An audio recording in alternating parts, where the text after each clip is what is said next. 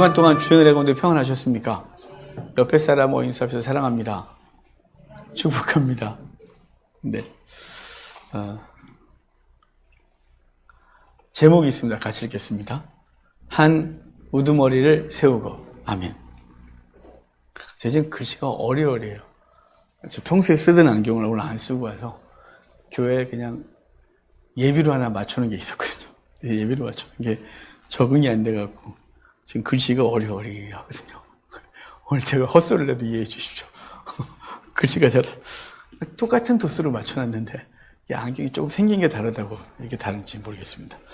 오늘 제목을 같이 읽었어요. 한 우두머리를 세우고 그랬는데요. 우리 지난주부터 호세아서를 시작했어요. 지난주 호세아를 통해서 포기하지 않는 하나님의 사랑에 대한 얘기를 했습니다. 이스라엘의 죄를 지적하고 그 이스라엘의 죄를 지적하면서도 하나님께서 그들을 회복시킬 것을 얘기를 하는데 하나님을 상징했던 호세아. 그래서 호세아가 타락한 이스라엘 상징은 고멜과 결혼하여 자녀를 낳고 그 자녀를 오늘 이제 3명의 자녀를 낳은 얘기를 쭉 하면서 하나님이 이스라엘에게 그 3명의 자녀를 통하여 무엇을 말씀하시는지를 오늘 들을 것입니다. 이제 오늘 3명의 자녀 얘기를 통해서 하나님이 그 이스라엘 향하여 하신 말씀, 그리고 또 우리에게 하시는 말씀을 함께 듣도록 합시다. 4절과 5절입니다. 4절, 5절 다시 한번 읽겠습니다. 여호와께서 모세에게 이르시되 그의 이름을 이스르엘이라 하라. 조금 후에 내가 이스라엘의 피를 예후의 집에 갚으며 이스라엘 족속의 나라를 패할 것임이니라. 그날에 내가 이스라엘 골짜기에서 이스라엘의 활을 꺾으리라 하시니라. 아멘. 호세아에게 너는 음란한 여자를 취하여 음란한 자식들을 낳으라 라고 말씀하셨고, 이제 그 고멜, 그 음란한 여자는 자녀를 낳기 시작합니다. 근데 그 첫째 아이의 이름이 이스르엘이라 하라 이렇게 말씀하세요. 이스르엘은 사실은 사람 이름이기 전에 이스라엘 어떤 지리에 대한 얘기예요. 이스라엘의 북쪽에 사마리아 위쪽에 큰 평야가 있습니다.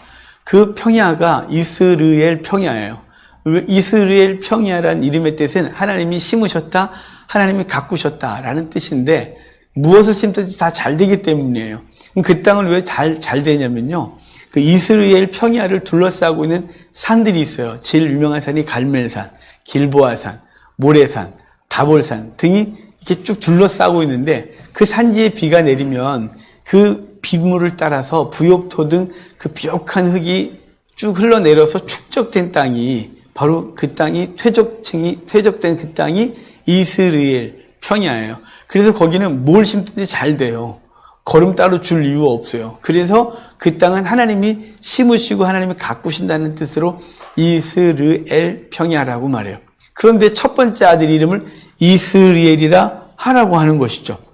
그런데 이 이스라엘이라 하라고 해놓고 뒤에 이어지는 이야기를 여러분 좀 주의해서 보셨어요? 이스라엘이라 하라 그래놓고 조금 후에 내가 이스라엘의 피를 예후의 집에 갚으며 이스라엘 족속의 나라를 패할 것이다 이렇게 말해요. 자, 아까 이스라엘의 뜻이 뭐라고요? 하나님을 심으셨다, 하나님을 가꾸셨다. 그래서 잘 된다는 뜻인데, 그런데 이어지는 얘기가 이스라엘의 피를 예후에게 갚으며 이스라엘이라는 나라를 내가 패해버릴 것이다 이렇게 말하고 있는 거예요. 아니 잘 된다는 땅의 이름을 주셔놓고 한다는 소리가 뭐냐면 이스라엘의 피를 예후에게 갚고 이스라엘을 패하겠다 이렇게 말해요. 이게 이름이 비슷한 게 있죠. 이스라엘은 국호고 이스라엘은 지명이에요. 근데 오늘 본문에서 첫 번째 아들 이름으로 이스라엘이라고 말하는 거예요. 제가 이거를 신학생 때 우리 교수님이 발음이 되게 묘하신 교수님이 계셨거든요. 구약을 가르쳤던 교수님인데 그분이 자꾸 이스라엘 그러는 거예요. 그래서 제가 뒤에 앉아서 그랬어요. 이스라엘이라고 그러지 뭘 자꾸 좀 배웠다고 이스라엘이라고 그래. 그랬는데 알고 보니까 전혀 다른 땅이었어요. 무식했어요, 제가. 그래서 내가 이스라엘만 나오면 그 학생 때 뒤에서 앉아서 친구들하고 진짜 혀 꼬는 거 봐. 이스라엘이라고 그래요. 이스라엘이라고 그래. 이렇게 했던 게 지금도 이렇게 생생해요. 30년 전 학교 다닐 때 사건인데. 하여간 여러분, 이스라엘과 이스라엘은 달라요. 지금 근데 이스라엘의 피를 예후에게 갖고 이스라엘의 나라를 이스라엘이라는 나라를 패하겠다 이렇게 말해요. 그러면 이스라엘 무슨 이유가 있는 거 아니겠어요? 특별히 예후의 피를 갚겠다 그랬다면 이스라엘과 예후가 무슨 연관성이 있기 때문에 이스라엘의 피를 예후에게 갚겠다 이렇게 말하죠. 제가 혹시 이스라엘이라 그래도 이해해 주십시오. 제가 발음이 안 좋은데다가 자꾸 혀가 꼬일 것 같아서. 자, 그러면 이스라엘과 예후는 어떤 관계에 있을까요? 먼저 예후가 어떻게 왕조를 이뤘는지를 보면 이스라엘을 알 수 있어요. 하나님은 오므리 왕조를 폐하기로 작정하셨어요. 오므리 아들이 아합이라 그랬잖아요. 그리고 아합의 아들이 이세벨이고 그 이세벨과 아합의 딸이 아달랴인데 아달랴는 남쪽으로 시집을 왔다 그랬어요. 그래서 아합과 이세벨 때문에 북쪽이 바알을 섬겼고 아달랴가 남쪽으로 시집을 오면서 남쪽도 바알을 섬기는 나라가 될 수밖에 없었다 그랬죠. 그래서 하나님은 오므리 왕조를 폐하시겠다고 예후 장군을 선택하여 예후를 통하여 아합의 모든 씨앗을 제거하라고 명령하셨어요. 그래서 당신은 아합이 죽은 때고 아합의 아들 아하시아도 골절상으로 염증으로 죽었고 그리고 그의 동생 여호람이 왕위에 있을 때인데 하나님이 세우시고 예후가 군대를 이끌고 가서 이 북이스라엘 왕 여호람 그리고 그의 병문안을 와 있던 남쪽 왕 아하시아 그리고 북의 이스라엘 왕자들 한반석에서 그리고 남쪽 왕자들도 그 이세벨이 너무 나이가 들어서 몸이 안 좋았는지 문 하나로 왔다가 거기서 다 죽어요. 그래서 남북 이스라엘 왕과 왕자들 그리고 이세벨도 죽게 되는데 그 장소가 이스라엘 평야예요. 이스라엘 평야에서 예후가 아합의 모든 씨앗을 제거한 것이에요.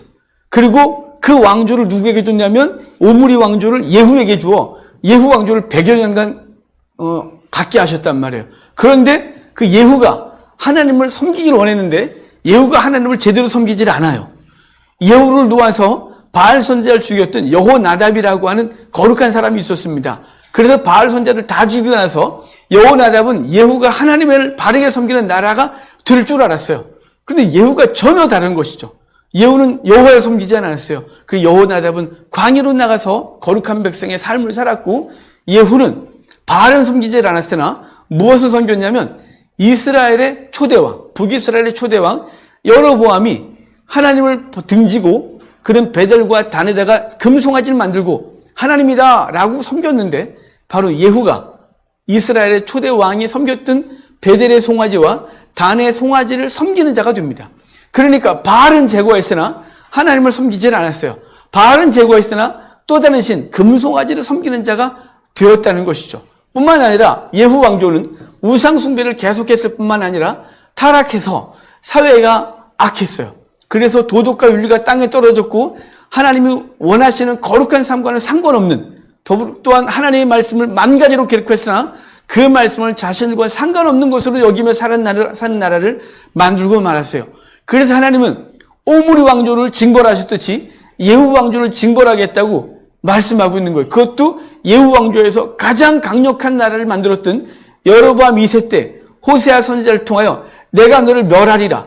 너 첫째 아들 이스라엘이라 하라 했는데 사실 이스라엘은 너무 좋은 이름인데 그 이스라엘에서 내가 너희 왕조를 심었다는 거죠.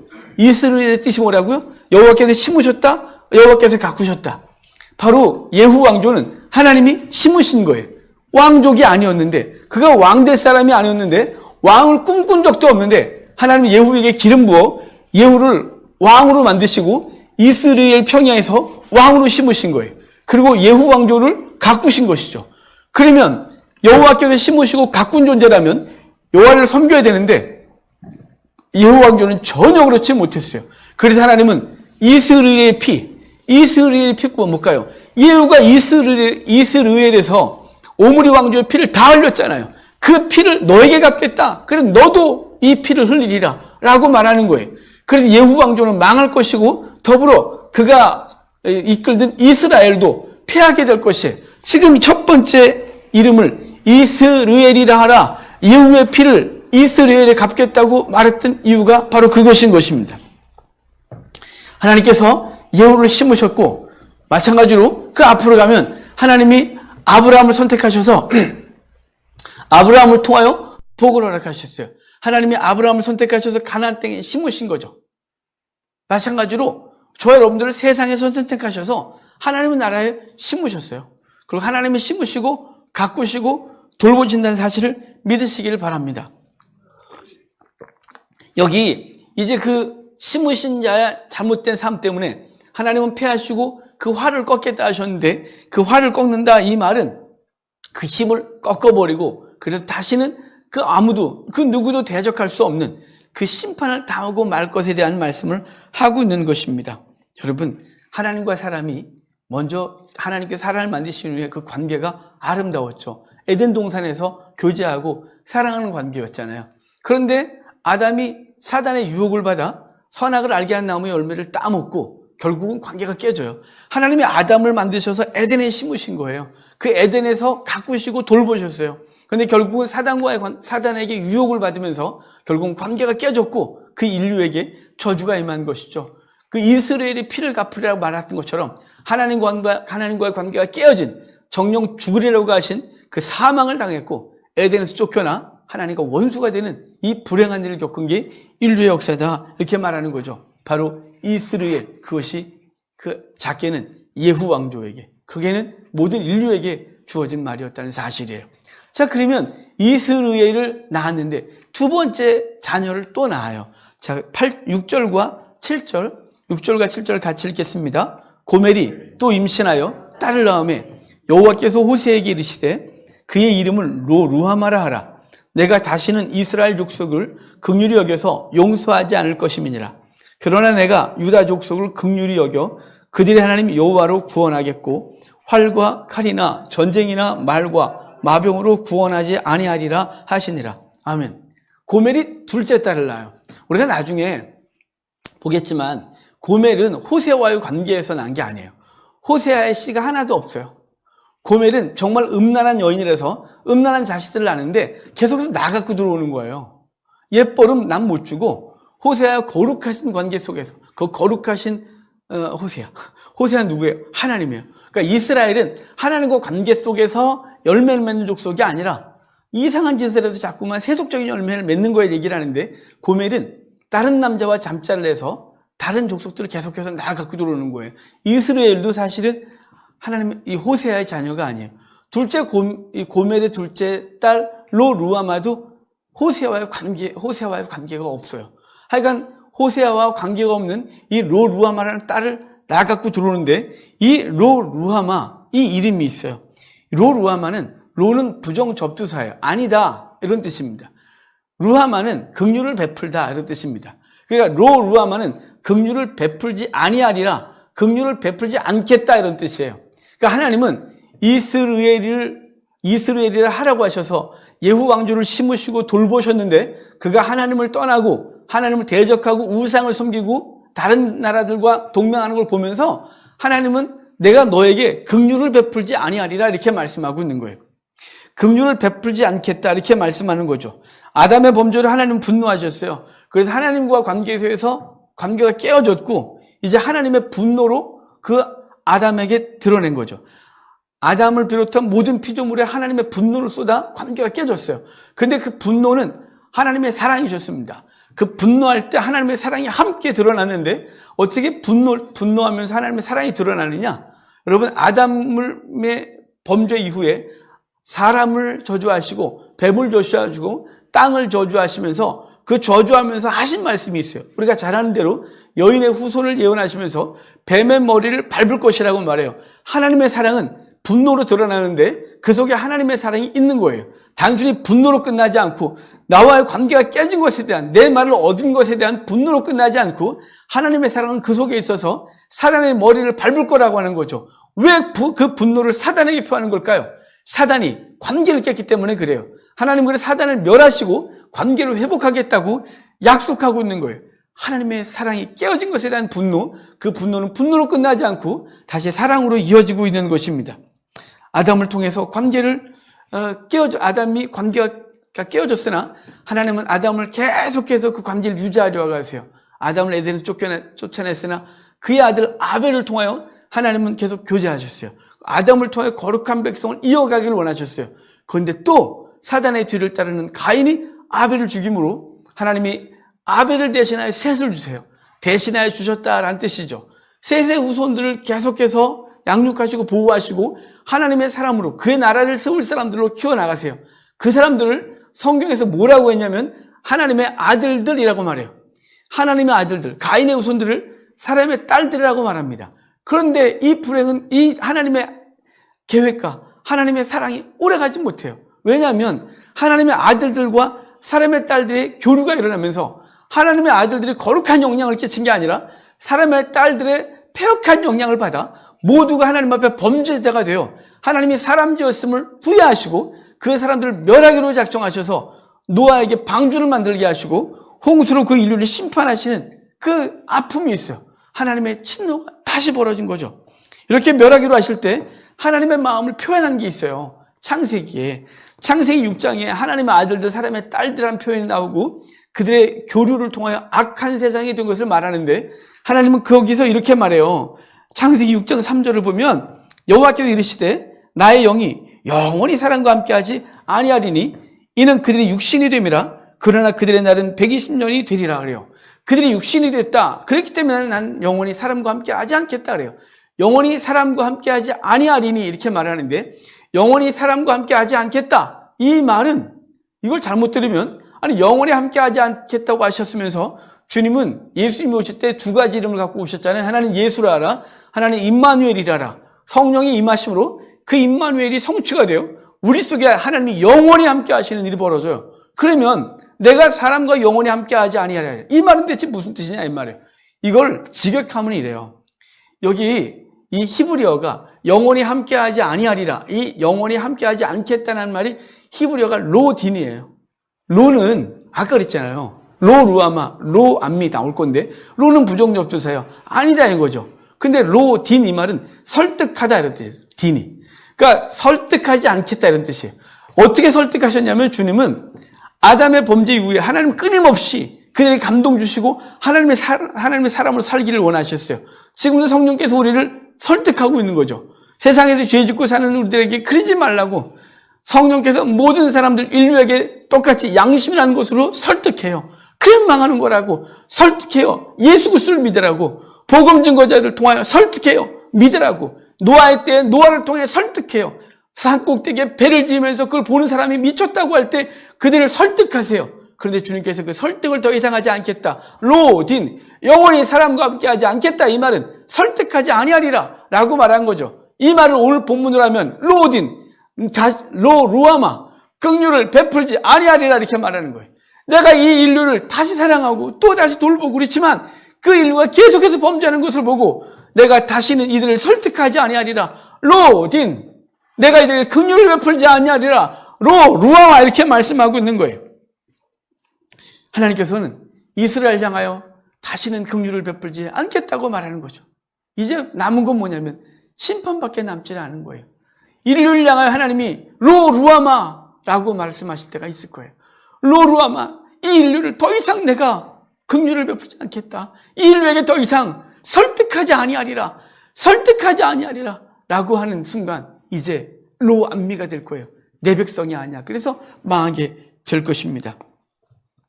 하나님은 이 북이스라엘 향하여서는 루아마라 하리라 그래놓고 남유다를 향하여서는 이상한 말씀을 하세요.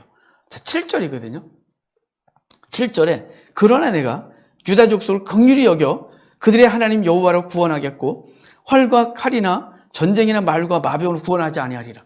아니 북이스라엘 향해선 루아마 그래놓고 남유다를 향해선 내가 긍휼을 베풀리라 이렇게 말해요. 여러분 이 말씀이 임할 때 남유다는 누가 다스렸냐면 우시아 왕이 다스렸어요. 북이스라엘은 여로보암 2세가 범죄했다면 남유다는 우시아 왕인데 그래도 남유다 왕들 중에 선한 왕으로 평가받는 사람 중에 하나가 우시아이긴 해요. 우시아가 대단한 건 별로 없어요. 그냥 하나님께서 주변 나라를 다 약화시키면서 남북 이스라엘을 강화시키고 절정의 때가 북쪽은 여로보암 2세, 남쪽은 우시아 때예요. 근데 우시아가 자기가 잘한 줄 착각해요. 그래서 하지 말아야 할 짓을 합니다. 제사장만 분향할 수 있는데 그는 지가 직접 성전 안으로 들어와 분향을 하겠다고 말해요. 그리고 용기 있는 제사장들이 막 말리지만 그것을 뿌리치고 와서 자기가 분향을 직접 합니다. 결국은 그 이마에 문둥병이 임하고 문둥병이 발하여 그런 별궁에 거하다가 죽고, 그리고 열조의 묘실에 묻히지 못하는 그 부끄러움을 당해요. 열조의 묘실에 묻히지 못했다 이 말은 그 가문에서 부끄러운 존재다라고 하는 것이거든요. 우시아가 그렇게 죽어요. 우시아 아들이 요담, 그리고 그의 아들 아하스. 점점점 우시아 이후로 악한 왕들이 만들어져요. 그 악한 왕이 만들어지고 결국은 하나님의 징계가 임하게 될 텐데, 어찌됐거나 남북 이스라엘이 별로 그렇게 아름답지 않은 왕들이에요. 그럼에도 불구하고 북쪽은 루아마, 긍휼을 베풀지 않겠다고 하고, 남쪽은 루아마, 내가 긍휼을 베풀리라 라고 말씀하시면서 내가 그들을 구원하는데 칼과 창이나 마병으로 하지 아니하리라 라고 말씀하세요. 다른 것으로 구원하겠다는 것이죠. 이 일이 어떻게 성취되냐면, 북쪽은 루아마, 긍휼을 베풀지 아니하리라 라고 해요. 그래서 여로보암 2세 이후에 그의 아들, 그리고 그때부터 쿠데타가 여러 번 반복되면서 북이스라엘은 아수르에게 완전히 망하고, 남유다는 그래도 히스기야 때 회개를 하고, 히스기야 때 나라가 쪼그라들거든요. 아수르가 남쪽까지 침공해서 히스기야 때 쪼그라져요. 그리고 그 이후에 다시 나라가 쭉 이어지다가 바벨론에게 망하게 될 텐데, 아수르에 의해서 남유다도 고통을 당해요. 그런데 아수르를 북이스라엘 멸망시키고 아수르가 남유다로 침공을 해서 주변 모든 성을 다 함락하고 예루살렘 하나 달랑 남겨뒀을 때, 그때 하나님께서 이사야 선지자와 히스기야의 기도를 들으시고 그 아수르 군사 18만 5천 명을 여호와의 사자를 통하여 치셨어요. 이걸 역사학자 헤로도투스나 요세푸스는 전염병이 그들을 쳤다 이렇게 말하고, 성경에서 여호와의 사자가 그들을 징벌했다고 말씀하세요.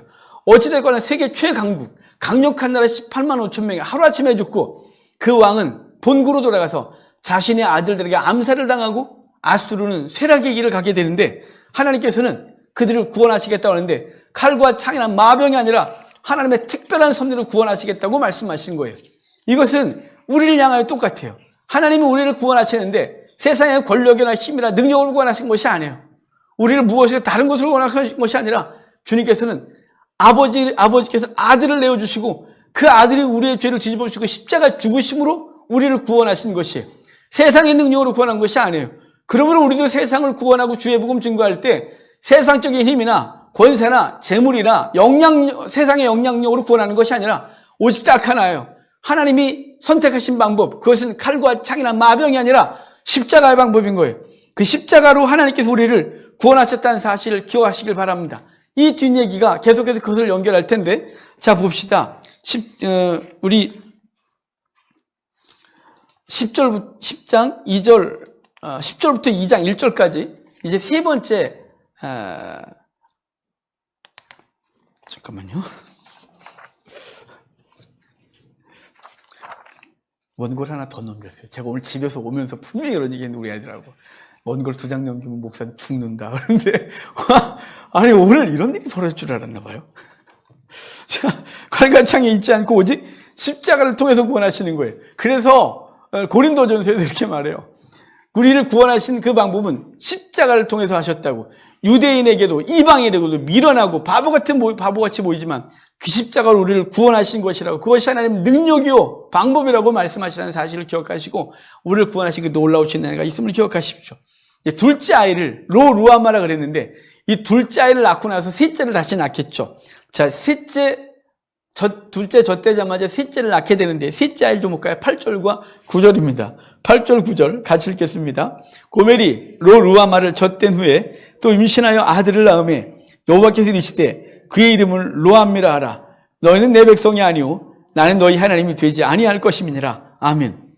여러분, 첫째에서 둘째 사이와 둘째와 셋째 사이의 표현이 달라요. 둘째와 셋째 사이에는 이래요. 루아마를 젖된 후에 고멜이 다시 아들을 하나 더 낳았대요. 젖된 후에래요. 이 젖된 후에 일반적인 해석으로 그냥 문자 그대로 둘째 젖대고 셋째 임신했다. 그건 별 문제가 없어요. 하지만 호세아서가 상징적인 언어로 기록하고 있다는 것을 생각해 보면 이 젖된 후에라는 말은 무엇인가를 상징하고 의미하고 있다는 사실이에요. 이 젖대다라는 젖을 떼다 이 말이 히브리어로 가말인데, 이 젖을 뗀다는 것이 단어가 가말인데요. 이게 젖을 뗀다는 뜻뿐만 아니라 다른 뜻도 갖고 있는데, 포도나 무화과가 완전히 익어서 딸 때가 된 것을 말할 때가 가말이에요. 이제 다 익었다, 완숙했다, 이런 것이죠. 근데 지금 이스라엘의 죄와 관계에서 하면 하나님이 이스라엘이라 하리라, 내가 로 루암마라 하리라. 그래놓고 이제 로 루암마가 익었어요. 로 루암마의 끝이 다 된 거예요. 로 루암마야 이제는 결론을 낼 때가 된 거죠. 그래서 결론을 낼 때 뭐 됐냐면 아들을 낳았는데 그 아들의 이름을 로암미라라 이렇게 말하는 거예요. 결론이 로암미예요. 로는 부정접두사예요. 암미는 내 백성이라는 뜻이에요. 이걸 그냥 번역하면 내 백성이 아니라 이렇게 말하는 거죠. 아니 그동안 그래도 당신의 백성이었어요. 그런데 지금 이제 로 루아마의 끝이 된 거죠. 로 루아마가 나음에 이제는 가말, 그래서 모든 것이 익었어요. 그래 결론이 뭐냐면 로암미라는 것으로 결론이 난 거죠. 로암미라 했으므로 더 이상 그 백성을 향한 하나님의 긍휼과 자비와 사랑과 돌보심이 필요 없게 됐고 그 백성을, 범죄한 그 백성을 심판하는 것밖에 남지 않았다 이 말이에요. 주님께서는 계속해서 강화시키겠어요. 이스라엘이라 그러고 내가 이스라엘을 패하리라. 로 루아마라리라, 더 이상 긍휼을 베풀지 아니하리라. 로 암미라리라, 내 백성이 아니다 하리라. 이렇게 말씀해 주셔서 이스라엘 심판의 선언, 이스라엘 향한 심판 선언을 강화시키고 있다는 사실입니다. 그런데 이것은 하나님이 굉장히 아픈 얘기죠. 구약 성경을 마무리할 때 말라기 선지자를 통하여 이 말씀을 하셨어요. 주님께서 이렇게 말씀하셨어요. 말라기 선지자를 통하여 누가 저 성전문을 닫을 자가 있었으면 좋겠다. 왜요? 그들이 와서 예배드리는 게 역겹고 느글느글하고, 왜냐하면 그들은 삶을 갖고 오지 않고 형식적인 예배를 드렸고 하나님 앞에 가장 귀한 것을 드리지 아니하고 썩고 병들고 그리고 아픈 양을 드렸어요. 그래서 그랬어요. 야, 너가 드리는 거 총독한테 갖다 줘봐. 총독은 받겠냐? 야, 너 총독한테 가장 좋은 거 갖다 주면서 왜? 넌 총독한테 뭔가 얻어먹을 게 있으니까 그러잖아. 근데 너 나한테 올 땐 그렇게 병든 거, 저는 거, 눈먼 것 갖고 와서 드려. 난 느글거려. 이렇게 말하는 거예요. 내가 총독보다 못하니? 라고 말씀하시면서 그들의 형식적이고 위선적인 예배를 향하여 나 문 좀 닫아라 저거. 문 좀 닫았으면 좋겠어. 라고 말씀하셔서 결국은 구약의 문이 닫혀요. 뿐만 아니라 이제 내가 너에게 실망했고 내가 이방에 가서 해 뜨는 곳에서부터 해 지는 데까지 내가 영광 받으리라 라고 말씀하셔서 결국은 400년간 이스라엘 문이 닫히고 그리스도가 오셔서 그 복음이 세계 열방을 향하여 나아가고 2000년 동안 이스라엘은 고통을 당하고 있는 거예요. 하나님의 때가 이를 때까지 결국은 하나님은 약속대로 이스라엘도 회복시킬 것이나 하나님은 그들을 1000년 동안 사랑하셨던 그들을 향해 문 좀 닫으라고 말씀하셨고 그 영광을 떠나겠다고 하신 거예요. 여기도 마찬가지예요. 루아마의 끝이 는 거죠. 하나님의 긍휼을 베푸는 것일 땐 긍휼을 베풀다 하다가 이제 더 이상 끝난 거예요. 열매가 다 익은 것처럼 루아마, 긍휼을 베풀지 않는 것에 열매가 꽉 찼고 더 이상 참을 수 없어. 이제 너희는 내 백성이 아니라고 선언하신 것입니다. 너는 내 백성이 아니다. 이렇게 말씀하시는데 이 내 백성이 아니라고 말씀하시는 이것은 너는 내 백성이 아니라 나는 너희 하나님 되지 아니할 것이라 라고 말할 때 어떤 사건이 기억나나요? 이스라엘을 애굽에서 건져냈을 때 하나님이 하신 약속이 있어요. 이스라엘에서 건져낼 때 출애굽기 6장 7절을 보면 너희로 내 백성을 삼고 나는 너희 하나님이 되리라 라고 말씀하세요. 내가 너희의 하나님이 되겠다. 너희는 내 백성이 되겠다. 이렇게 말씀했단 말이에요. 그리고 이제 애굽에서 나와 시내산에 도착하여 그 산에 올라갔을 때 주님께서는 모세에게 말씀하셨어요. 이 말씀을 지켜 행하면 나는 너희의 하나님이 되고 너는 내 백성이 되고 너는 제사장 나라가 되겠다. 이렇게 말씀하셨어요. 난 너희의 하나님, 너희는 내 백성이 되리라 라고 말씀하는데 오늘 본문은 그와 전혀 정반대인 거예요. 너는 내 백성이 아니라 난 너희 하나님이 되지 아니하리라 이렇게 말씀하셔서 관계 깬 거예요. 그냥 이스라엘을 구원하시면서 했던 약속 깬 거예요. 넌 내 백성이라 난 너희 하나님이 되리라 라고 말씀하셨던 관계 깬 거예요. 더 이상 아니야. 넌 내 백성 아니고 난 너희 하나님이 아니야 라고 말씀하신 것이죠. 이건 이미 심판을 선언한 것입니다. 정말 북이스라엘 향한 하나님의 심판, 이렇게 무섭게 선포된 것이죠. 우리를 향해 이렇게 말한 거예요. 원래 우리가 그리스도를 믿기 전에, 예수 그리스도 안에 있기 전에는 하나님께서 우리를 아담의 후손으로 만드셨으나 그 아담의 범죄가 우리 속에 있고, 그래 넌 내 하나님, 너는 나의 백성이 아니고 난 너희 하나님이 아니다. 넌 나와 상관이 없느니라 라고 심판 가운데 있던 우리를 주님께서 오늘 본문의 제목대로 한 우두머리를 세워 우리를 건지시고 그의 백성 하나님의 나라를 이끄시는 놀라운 은혜를 있게 한 것이죠. 그 한 우두머리에 대한 얘기를 오늘 같이 읽겠습니다. 10절부터 2장 1절까지 오늘 말씀의 결론 부분 함께 읽겠습니다. 그러나 이스라엘 자손의 수가 바닷가에 모래같이 되어서 헤아릴 수도 없고 셀 수 없을 것이며 전에 그들에게 이르기를 너희는 내 백성이 아니란 그곳에서 그들에게 이르기를 너희는 살아계신 하나님의 아들들이라 할 것이라. 이에 유다 자손과 이스라엘 자손이 함께 모여 한 우두머리를 세우고 그 땅에서부터 올라오리니 이스라엘의 날이 클 것이미로다. 너희 형제에게는 암미라 하고 너희 자매에게는 루아마라 하리라. 아멘. 지금까지 심판에 대한 얘기를 계속하다가 갑자기 밑도 끝도 없이 갑자기 태세가 확 전환돼요. 이스라엘의 날이 내가 그 예후의 피를 이스라엘에 갚겠다. 루아마라 하리라. 암미라 하리라. 넌 내 백성 아니다. 난 네 하나님 아니다. 라고 선언해 놓고 갑자기 중간에 아무 얘기도 없이 갑자기 하는 말이 뭐냐면 이스라엘 자손이 바닷가에 모래같이 셀 수 없게 될 것이다. 너를 다시 이스라엘이라 하리라. 이스라엘의 날이 클 것입니다. 한 우두머리를 세워 너희를 이스라엘과 유다를 그 약속의 땅으로 인도해 드릴 것이며 그리고 다시는 너희의 이름을 이스라엘이라 하리라. 루아마라 하리라. 암미라 하리라. 이렇게 선언하고 있는 거예요. 롯자 다 탈락해 버렸어요. 아니 왜 이런 일이 벌어진 것일까요? 하나님은 이스라엘을 향한 회복의 약속을 함께 해주시는데 거기래요. 그곳에서 너희를 루아마라 한 그곳에서 너희를 암미라 했던 그곳에서 루아마라 하고 암미라 하리라 이렇게 말씀하고 있는 것이죠. 심판받았던 그 땅 그리고 버림받았던 그곳에서 너희가 다시 건져냄을 입겠다고 말하는 거예요. 베드로전서 2장 10절에 이렇게 말해요. 너희가 전에는 백성이 아니더니 이제는 하나님의 백성이요 전에는 긍휼을 얻지 못하였더니 이제는 긍휼을 얻는 자가 되었다라고 말씀하시죠.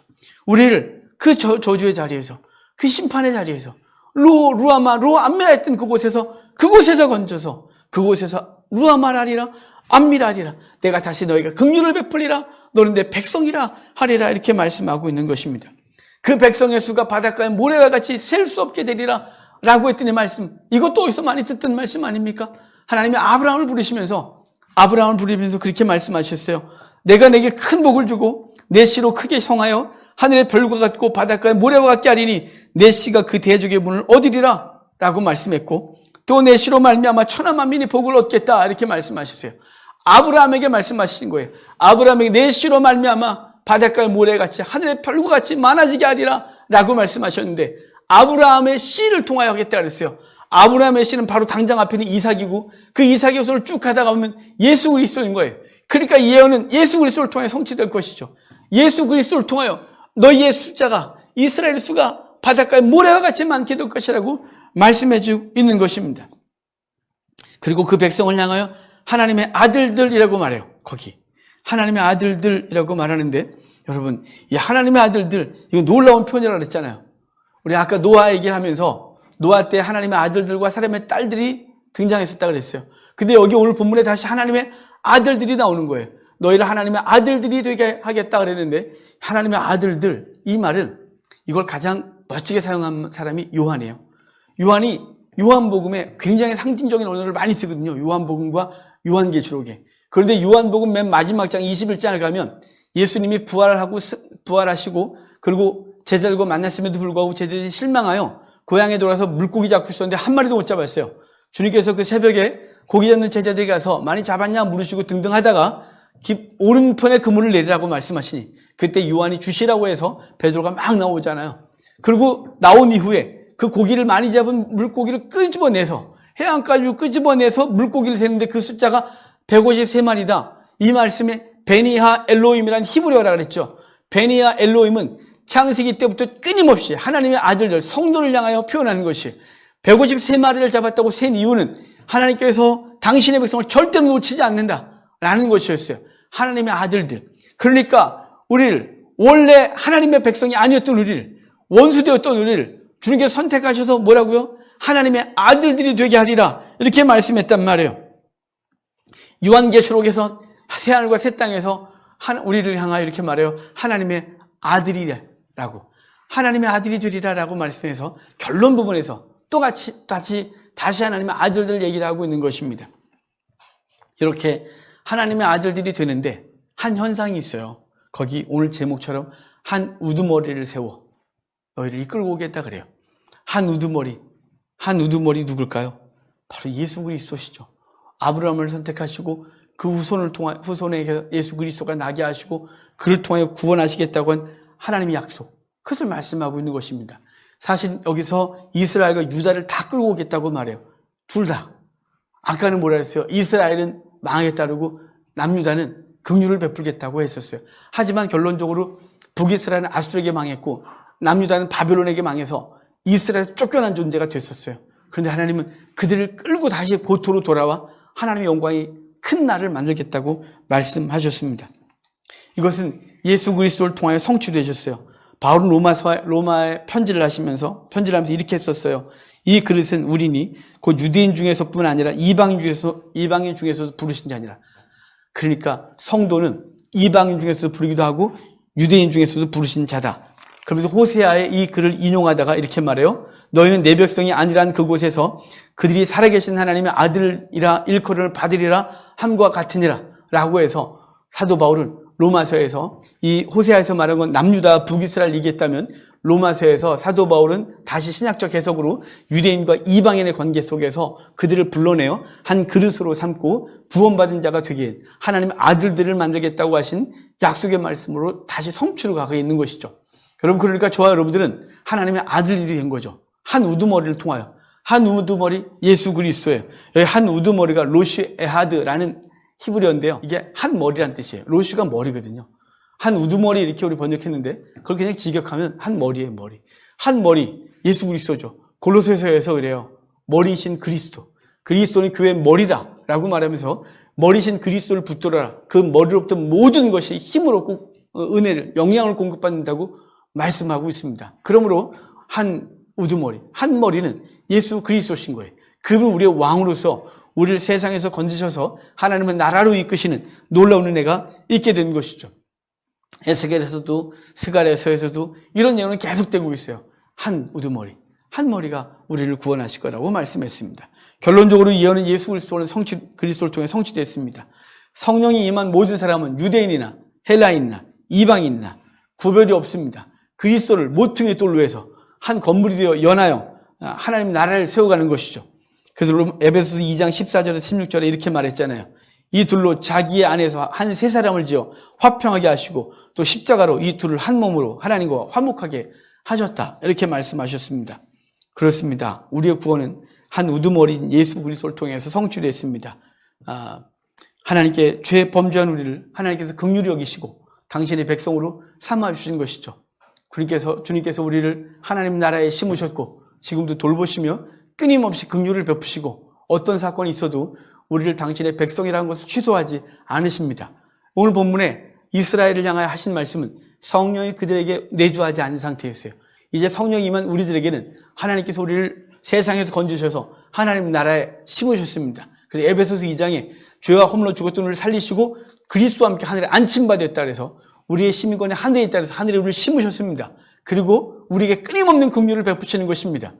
루아마가 아니라 루아마가 계속되는 거예요. 비록 우리가 연약하여 넘어지기도 하지만 하나님 백성답지 못할 때도 있지만 하나님 앞에 위선을 떨고 하나님 앞에 최상의 것을 드리지 못하는 우리의 모습이 있으나 하나님의 긍휼이 끊임없이 우리 가운데 있고 우리를 로암미라 하지 아니하시고 압니다. 내 백성이라고 말씀하셔서 영원히 하나님의 소유로 살게 하신 그 은혜에 감사하고 이제 하나님의 아들로서 이 땅을 어떻게 살아야 될지를 생각하고 그 삶을 살아가는 우리가 되기를 주의 이름으로 축복합니다.